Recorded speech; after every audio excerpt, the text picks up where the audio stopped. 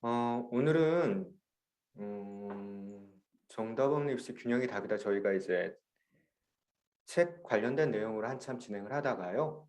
최영득 원장님이 이번에 좀 다르게 주제로 좀 진행을 해보자 해서 이제 성교육을 진행하기로 했습니다. 그런데 이제 5월 한 달만 저희가 각각 주어진 시간이 40분 내에 진행을 할까 하다가 이게 좀 양도 그렇고 40분 만에 부모님들에게 이게 좀 적절하게 좀 필요한 것들을 전달한다라는 게 좀 한계가 있는 것 같아서 저희가 5월 달, 6월 달 제가 성교육 관련된 부분들 그리고 왜 부모님이 하셔야 되는지에 관련된 것들을 이야기를 진행을 하겠습니다. 한번 오늘 들어보시고요.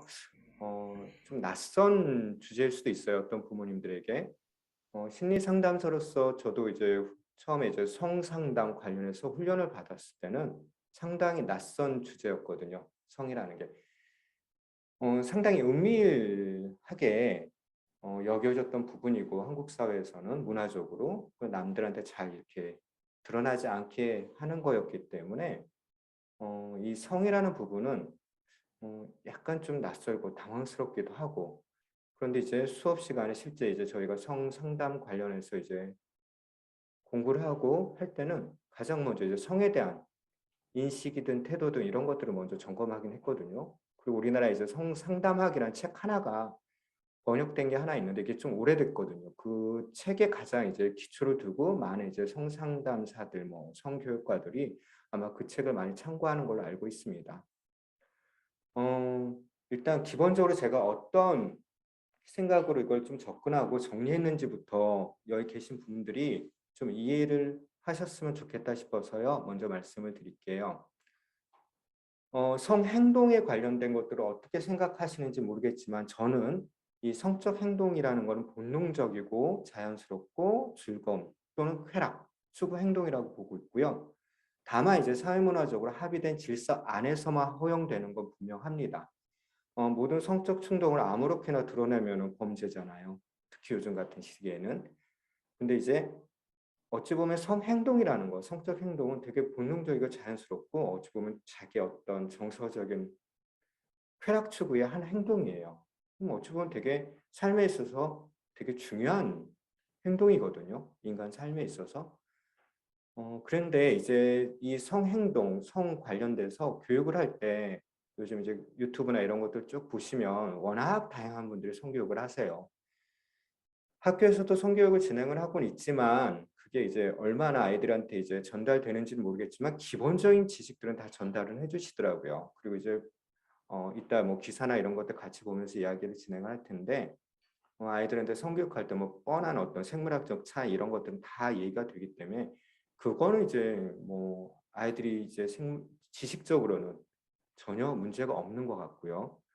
오히려 염려되는 거는 성에 관련된 지식을 학교에서 배우는 거 이제 재미없어 한다는 거 분명히 이제 계속 기사나 이런 것들도 나오고 있는데 이 아이들이 이제 접하는 성 관련된 지식이나 어떤 정보의 많은 부분들이 유튜브를 통해서 접하더라고요. 근데 이제 문제가 유튜브에 있는 모든 정보나 이런 것들은 검증된 게 없어요. 예전에 공영방송 시절에는 모든 정보가 검열을 거쳤단 말이에요. 이게 진짜 사람들한테, 국민들한테 좋은지 안 좋은지. 근데 이제 그런 시대가 아니잖아요. 유튜브는 더욱더 오픈된 공간이기 때문에 정보에 관련돼서는 누구도 검증해주지 않은 정보가 막 돌아다니고 있기 때문에 아이들이 그 수많은 정보 중에 문제는 저번에 이제 문해력 이야기도 했는데 디지털 관련된 문해력이 좋지는 않다라고 보고 있거든요. 그러니까 이 정보가 과연 옳은지 그른지 아니면 이게 어떤 영향을 미치는지에 대한 분별력이 없기 때문에 무조건적으로 그런 유튜브에서 전달되는 어떤 정보들을 그냥 이제 받아들일 수가 있는 위험이 있고 유튜브 알고리즘의 문제가 또 뭐냐면 뭔가 한가 관심 있는 부분에 다른 또 동영상 비슷한 것들 주잖아요. 그러니까 지식이 상당히 편향되게 갈 수밖에 없는 구조여서 유튜브로 성교육 이게 성 관련된 지식을 얻는 아이들은 어찌 보면 되게 왜곡되게 이렇게 접할 수 있다라는 문제점이 있더라고요. 성 행동을 얘기했는데 하여튼 성을 통한 관계에서도 인간관계에 가장 중요한 게 존중과 배려. 성교육할 때 인권 이야기를 많이 해요.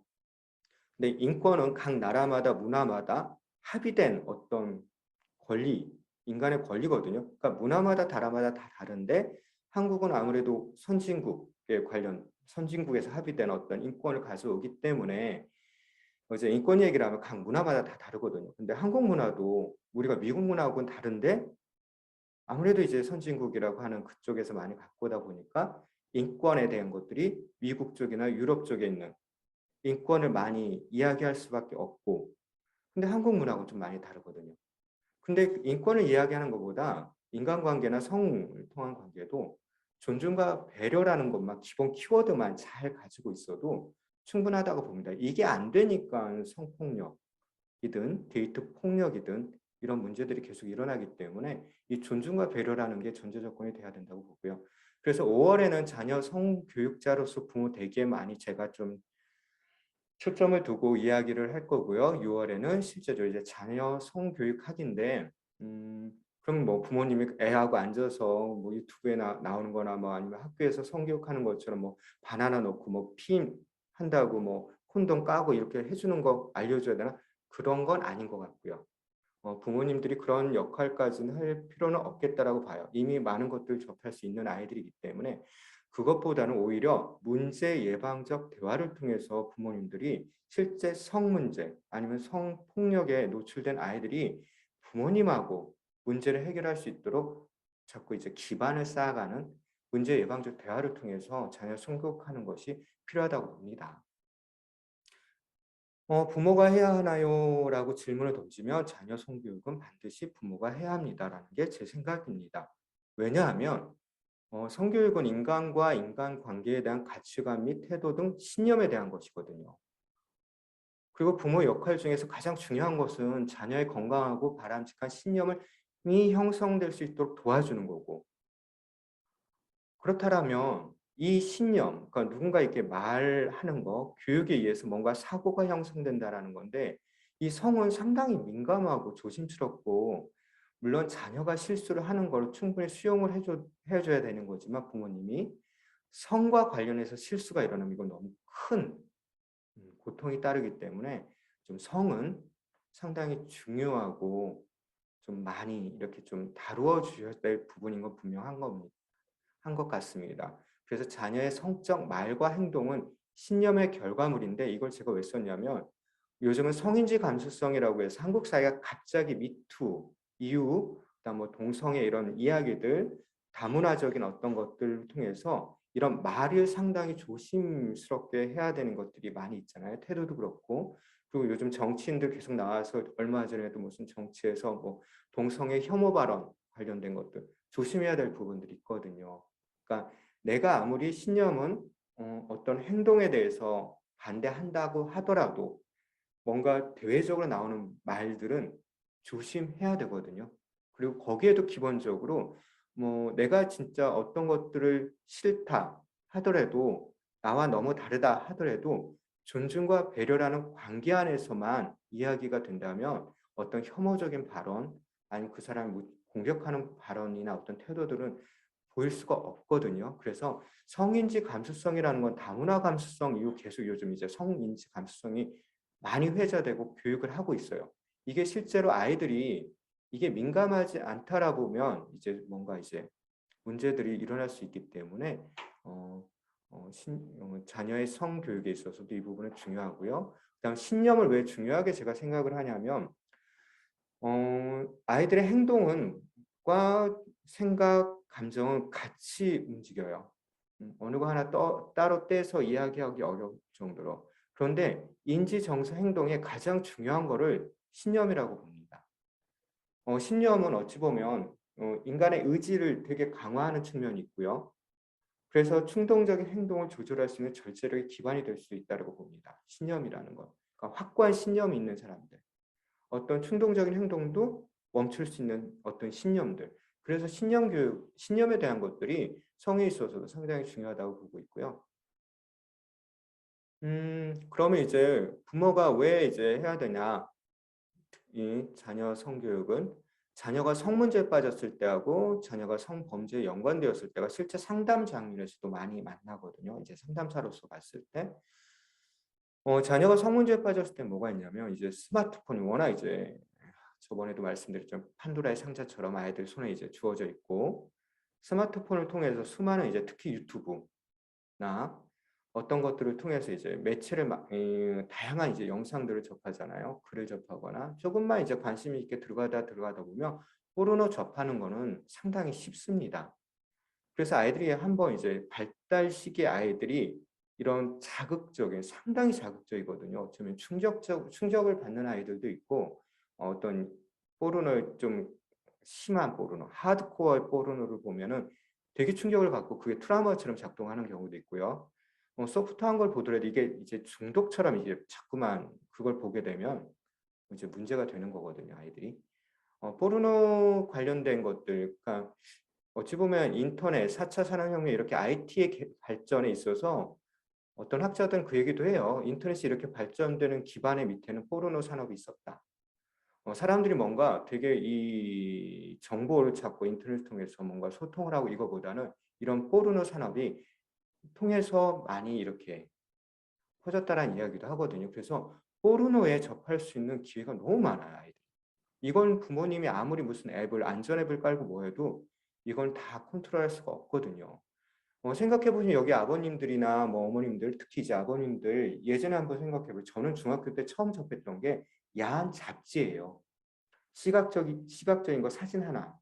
근데 이런 사진은 요즘 인터넷 좀만 치고 들어가면 뭐 인터넷 뉴스판 이런 데서도 보이는 그 정도 사진이에요. 비키니 입거나 기껏해야 상의 탈의한 정도의 사진들.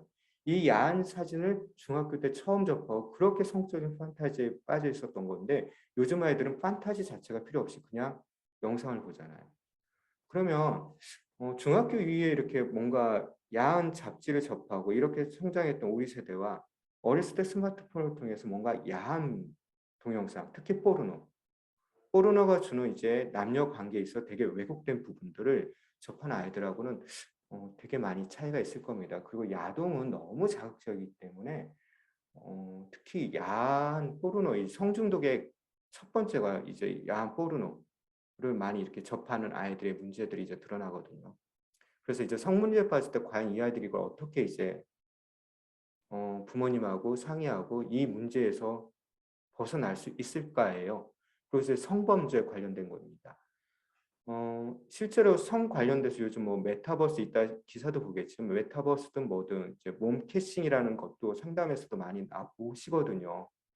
그러니까 아이들이 이제 자기 이 노출 사진을 뭐 어떤 상황에서 이제 보내는 경우 아니면 노출된 것들이 영상이 찍힌 경우도 있어요. 이때 실제 범죄인데 이 범죄에 빠졌을 때 아이들이 빨리 부모님하고 상의하고 먼저 해결해야 되는데 자기들이 해결하려다 보면은 더큰 문제에 빠지게 되는 경우가 많기 때문에 그래서 부모가 성교육을 하셔야지 그리고 성에 관련된 문제들이 서로 이야기가 돼야지 아이들이 실제 이런 문제가 생겼을 때 이런 자녀의 위기 상황에 처했을 때 아이들이 부모님과 상의하고 문제를 대처할 수 있다고 보기 때문에 부모님이 성교육을 해야 합니다.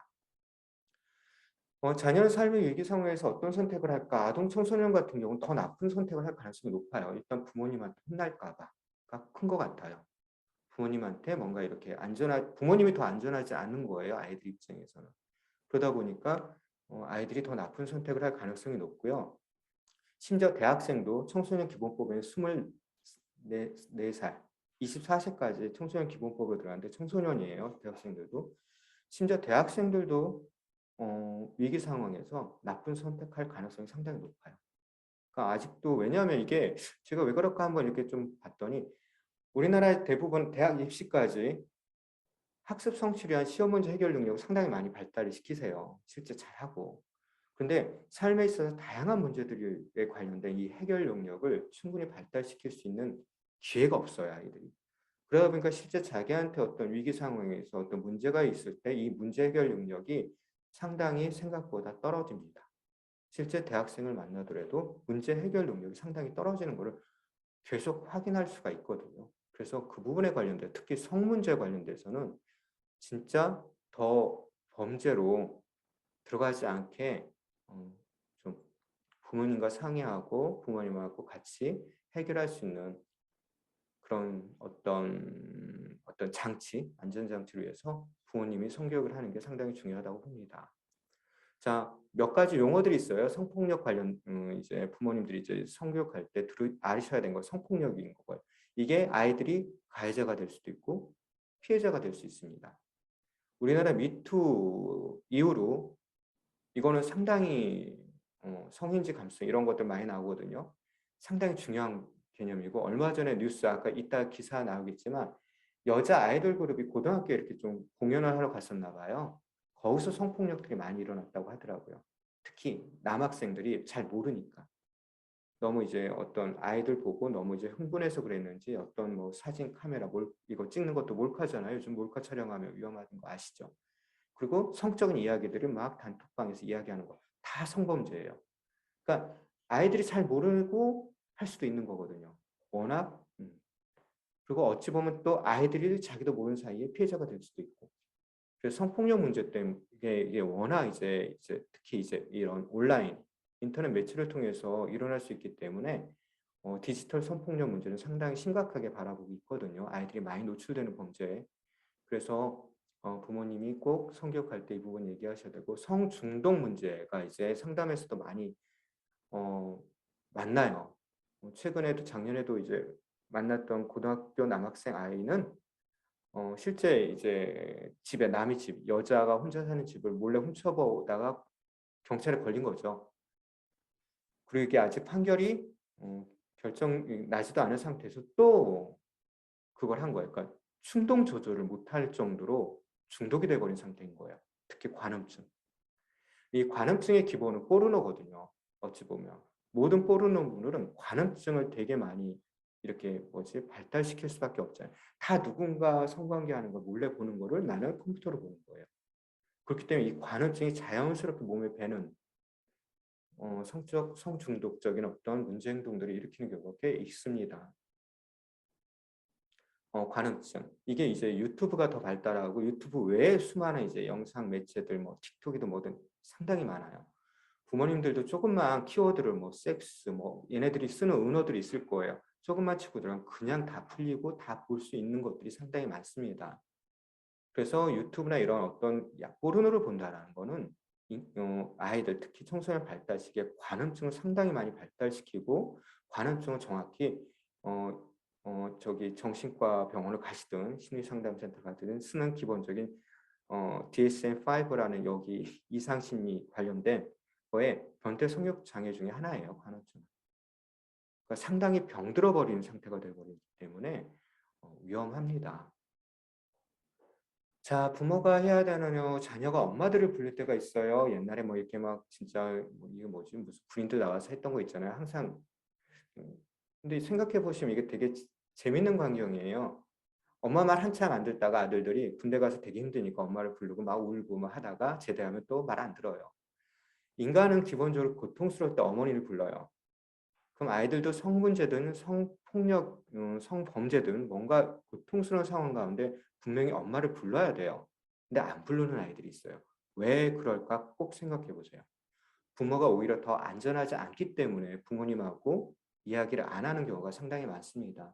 상담장에서 아이들한테 왜 네가 학교 폭력이 있거나 어떤 문제가 있는데 왜 엄마나 아빠한테 얘기를 안 해?